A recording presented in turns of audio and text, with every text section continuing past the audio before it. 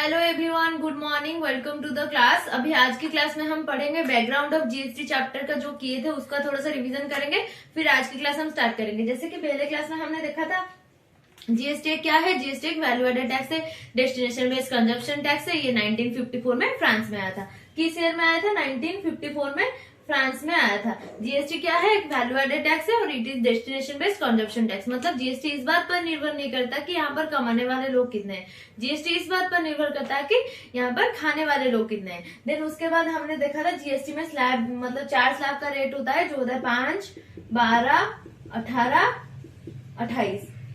Readymade garment के ऊपर 18% होता है। वैसे करके सबका डिवाइड हुआ है किस पर? 5%, 12%, 18%, 28%।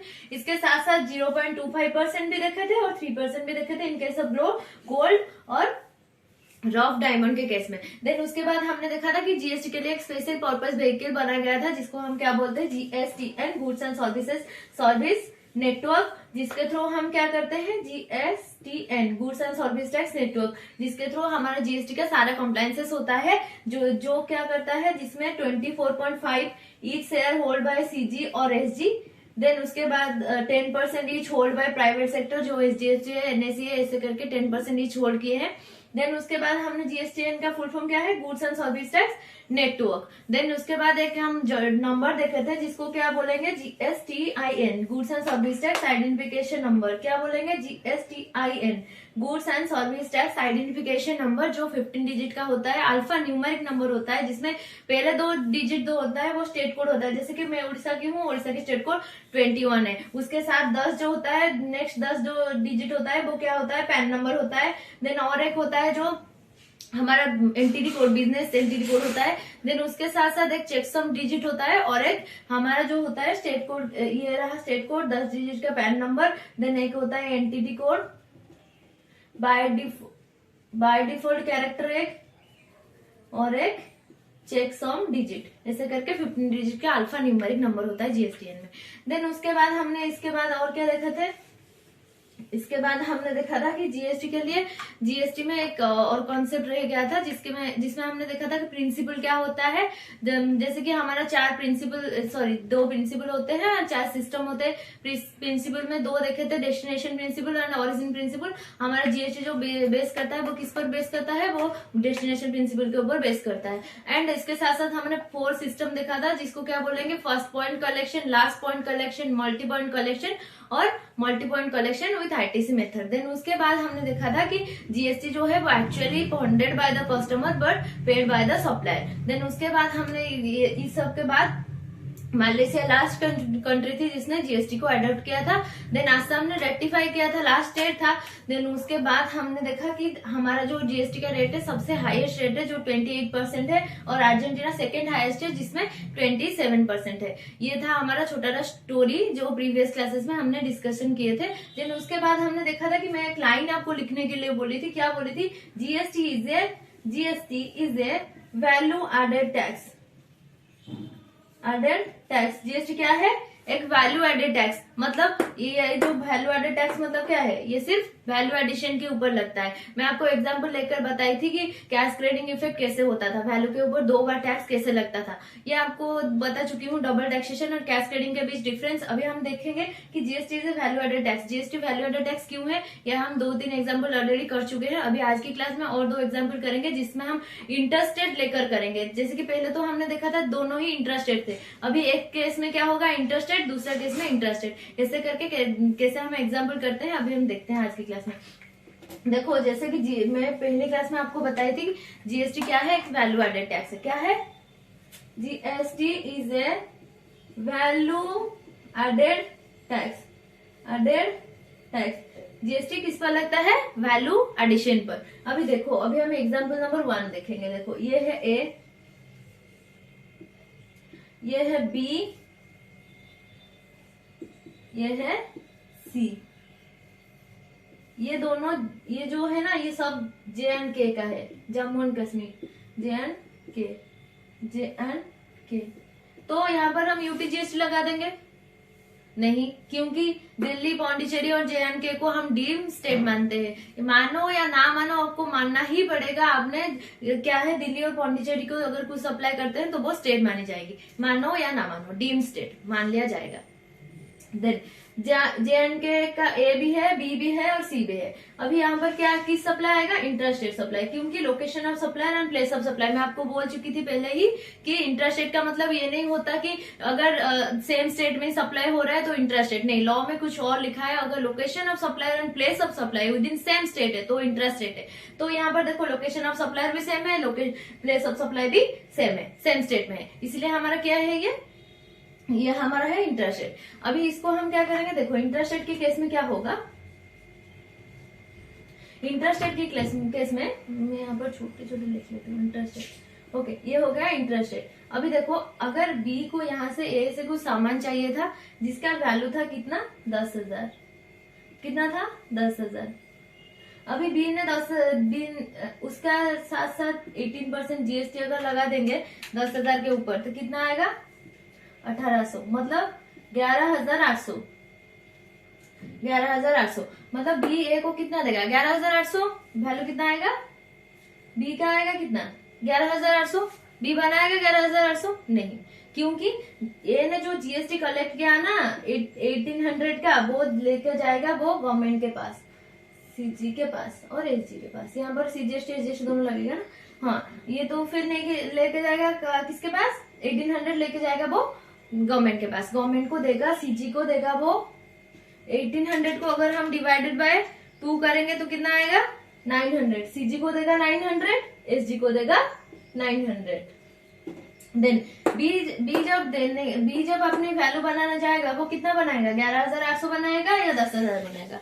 ऑफ कोर्स 10,000 बनाएगा। क्यों 10,000 बनाएगा, क्योंकि ए जो है बी को गवर्नमेंट के पास कॉल आएगा कि गवर्नमेंट ने बोलेगा कि बी तू ना अपनी वैल्यू 10,000 बना। क्यों बना, क्योंकि तू 10,000 इसीलिए बना क्योंकि तुझसे जो GST कलेक्ट किया था ना ए ने, वो हमको मिल गया है। अभी तू अपनी बुक में लिख ले, तुमको हमसे अभी 1,800 रुपए लेना है। बी अभी अपनी बुक में लिख लेगा कि उसको गवर्नमेंट से 1,800 रुपए लेना है। अभी बी जो 1,800 रुपए लेगा 900 CG से 900 SG से, अभी इसको हम क्या बोलेंगे, ITC बोलेंगे। ITC अभी बी के बुक में कितना रहेगा, ITC रहेगा 1,800। देन उसके बाद वैल्यू जो आएगा कितना, बी के हाथ में कितना वैल्यू बनेगा, बी अभी वैल्यू बनाएगा 10,000। इसके साथ साथ बी ने बोला कि मैं अपना भी कुछ प्रॉफिट रखूंगा, तो उसमें बी ने अपना वैल्यू एडिशन किया 1,000 रुपए का, तो कितना आएगा 11,000। अभी 11,000 के ऊपर अगर GST 18% लगेगा तो कितना आएगा, 18% अगर 11,000 के ऊपर 18% GST लगेगा 1980। अगर इसको हम डिवाइड करेंगे डिवाइडेड बाय 2 तो कितना आएगा 900, 990 आएगा CG के, 990 आएगा SG के।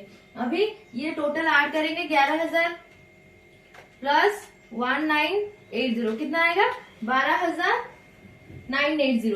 अभी 12,980 अभी अगर सी आगे जाकर जब भी बी आगे सप्लाई करे तभी तो वो लेगा ना ITC। अभी बी क्या करेगा, आगे सप्लाई करेगा सी को। सी तो अल्टीमेट कंज्यूमर है तो वो क्या करेगा, कंज्यूम करेगा, इसलिए उसको क्या अल्टीमेटली क्या गवर्नमेंट का कॉल आएगा, सी के पास नहीं आएगा, क्योंकि सी को अल्टीमेटली 12,980 रुपए देने पड़ेंगे।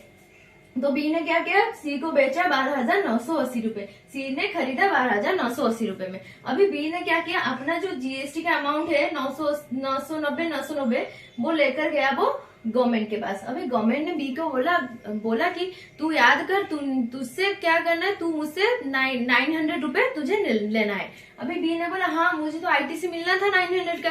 तो यहाँ पर जब 1980 CG का इतना क्या था 990, SG का क्या था 990, बी को गवर्नमेंट को देना था कितना 990। अभी जब ये ऑलरेडी गवर्नमेंट को पे हो चुका है तो यहाँ पर हम 990 से 900 माइनस करेंगे, यहाँ पर 900 माइनस करेंगे तो कितना आएगा 90। अभी बी को कितना देना पड़ेगा, बी को 90 रुपीज देना पड़ेगा, मतलब 180 रुपीज टोटल। अभी देखो अगर मैं यहाँ पर आंसर प्रूव करने चलूंगी तो देखो GST वैल्यू एडिशन पर कैसे लगता है। अगर यहाँ पर वैल्यू एडिशन कितना क्या है, बी ने 1,000 रुपए, तो 1,000 के ऊपर अगर हम 18% निकालेंगे तो कितना आएगा 180 डिवाइडेड बाय 2 करेंगे, CG का 90 SG का 90, मतलब जो GST है ना IGST आईजीएसटी क्या होता है? It is the sum total of CGST and SGST, मतलब सीजीएसटी एसजीएसटी में डिस्ट्रीब्यूशन होता है आईजीएसटी।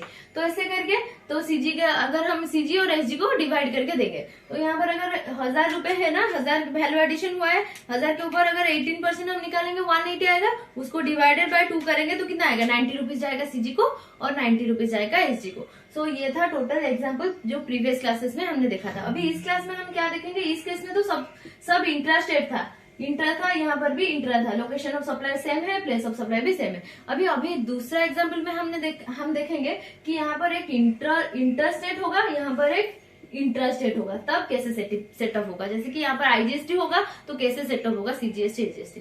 सो अभी देखो एग्जाम्पल नंबर 2। एग्जाम्पल नंबर 2 में देखो यहाँ पर वैल्यू जो ए जो है दिल्ली का है, बी जो है उड़ीसा का है, सी है उड़ीसा का। अभी देखो वैल्यू है कितना? 10,000, उसके साथ साथ वैल्यू एडिशन जो है वो 1000 रुपए है। अभी देखो मुझे बताओ कि वैल्यू जो है कितना? 10,000 है ए का, देन उसके साथ साथ 18% जीएसटी जो आएगा टोटल मिलकर 11,800। बी को कुछ सामान चाहिए था ऐसे, तो बी ने कितना देना है ए को? 11,800। अभी बी ने 11,800 देगा। यहाँ पर आपको एक बात क्लियर करनी है कि यहाँ पर देखो, यहाँ पर इंटर है, यहाँ पर इंट्रा है, मतलब इंटरस्टेट के सप्लाई के केस में हमारा कौन सा जीएसटी लगता है? आईजीएसटी लगता है। और इंटरस्टेट के केस में हमारा कौन सा लगता है? सीजीएसटी और एसजीएसटी लगता है। तो अभी क्या करेगा? बी ने देगा 11,800 ए को। अभी ए क्या करेगा? 11,800 लेगा और उसमें से 1,800 रुपए वो गवर्नमेंट को देगा, मतलब वो सीजी को आईजीएसटी किसके पास जाता है? सीजी के पास 1,800 रुपए देगा। तो उसके साथ साथ अभी बी क्या करेगा? बी जब अपना वैल्यू बनाना चलेगा तब गवर्नमेंट का कॉल आएगा बी के पास।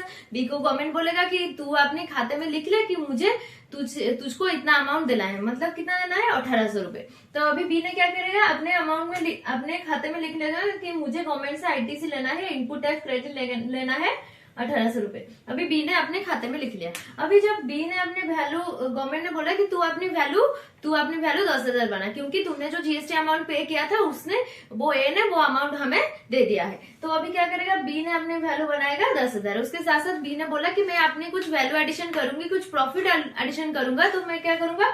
अभी वैल्यू एडिशन 1000 का करूंगा। तो कितना आएगा? 11,000। 11,000 के ऊपर अगर 18% जीएसटी लगेगा तो कितना आएगा? 990।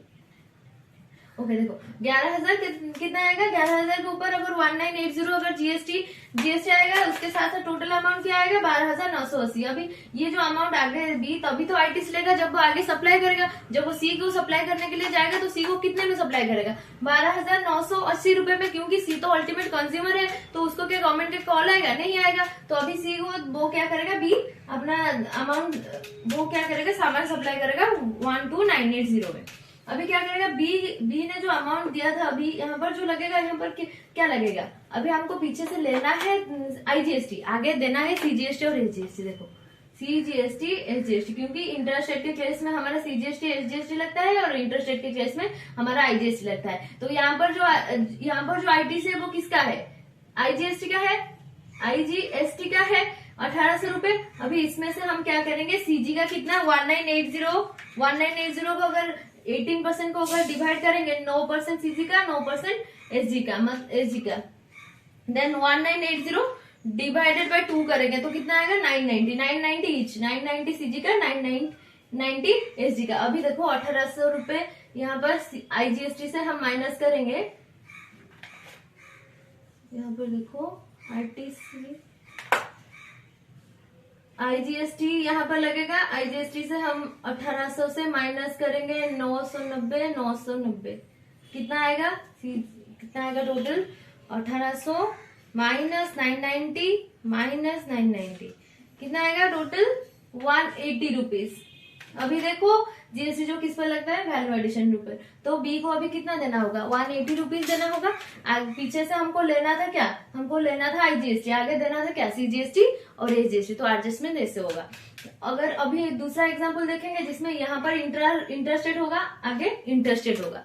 तो अभी देखो जीएसटी वैल्यू एडिशन के ऊपर कैसे लगता है, मतलब जितना प्रॉफिट ऐड किया है 1,000 रुपए, उसका अगर हम 18% निकालेंगे तो कितना आएगा? 180। तो बी को कितना देना होगा और 180 रुपीज गवर्नमेंट को देना होगा। ये है एग्जाम्पल नंबर 2। सी को क्या गवर्नमेंट का कॉल आएगा? नहीं आएगा, क्योंकि सी जो है वो अल्टीमेट कस्टमर है, तो वो लेकर कंज्यूम करेगा सामान को, इसीलिए। सो ये एग्जाम्पल नंबर 2। अभी हम दूसरा एग्जाम्पल देखते हैं। एग्जाम्पल नंबर 3 में अगर इसको मैं थोड़ा सा चेंज करूंगी, अप्रोक्स सब तो सेम है, मैं चेंज कर लेती हूँ थोड़ा यहाँ पर।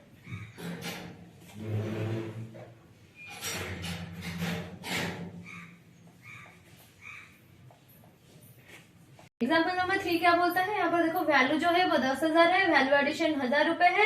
ए जो है वो उड़ीसा का है, बी उड़ीसा का है और सी जो है दिल्ली का है। मतलब यहाँ पर लोकेशन ऑफ सप्लायर उड़ीसा है और प्लेस ऑफ सप्लाई भी उड़ीसा है। मतलब यहाँ पर इंटरस्टेट है। इंटरस्टेट के केस में हमारा क्या लगेगा, CGST प्लस में SGST। क्या लगेगा, CGST प्लस में SGST। तो यहाँ पर देखो बी को जो सामान चाहिए था ए से, वो कितने में लगेगा, 11,800 में।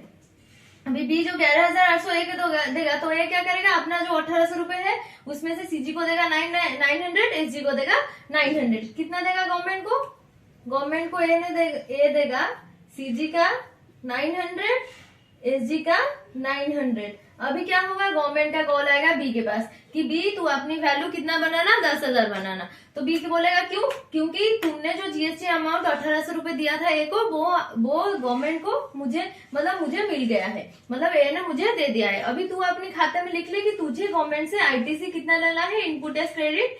तुझे सीजी के 900 और एसजी के 900 लेना है। कितना लेना है, 900 सीजी के और 900 एसजी के। अभी बी क्या करेगा, अपना वैल्यू 10,000 बनाएगा, उसके साथ साथ अपना भी कुछ प्रॉफिट ऐड करेगा जो 1,000 रुपए है। तो अभी कितना आएगा, 11,000। 11,000 के ऊपर अगर 18% जीएसटी लगेगा तो वो आएगा 1980, जो 990 रुपीज होगा सीजी का और 990 रुपीज होगा एसजी का। टोटल अमाउंट कितना होगा, 12,980। अभी बी तभी तो आईटीसी क्लेम करेगा जब वो आगे सप्लाई करेगा। अभी बी अपना सामान सप्लाई करेगा सी को। सी क्या है, अल्टीमेट कंज्यूमर है। तो सी अगर कंज्यूमर है तो वो क्या करेगा, सामान को लेकर कंज्यूम करेगा। तो अगर वो कंज्यूम करेगा तो उसको कितना में पड़ेगा, वो सामान जो बी लाया था ऐसे, वो सामान उसको पड़ेगा अल्टीमेटली 12,980 रुपए। मतलब क्यों, इसको क्या गवर्नमेंट का कॉल आएगा, नहीं आएगा, क्योंकि अल्टीमेट कंज्यूमर है, लेकर जाएगा, उसे कंज्यूम करेगा सी। तो इस केस में क्या होगा, यहाँ पर देखो गवर्नमेंट को हमने दिया कितना, 900, मतलब सीजीएसटी एसजीएसटी, पीछे से हमको लेना है सीजीएसटी और एसजीएसटी, आगे देना है आईजीएसटी।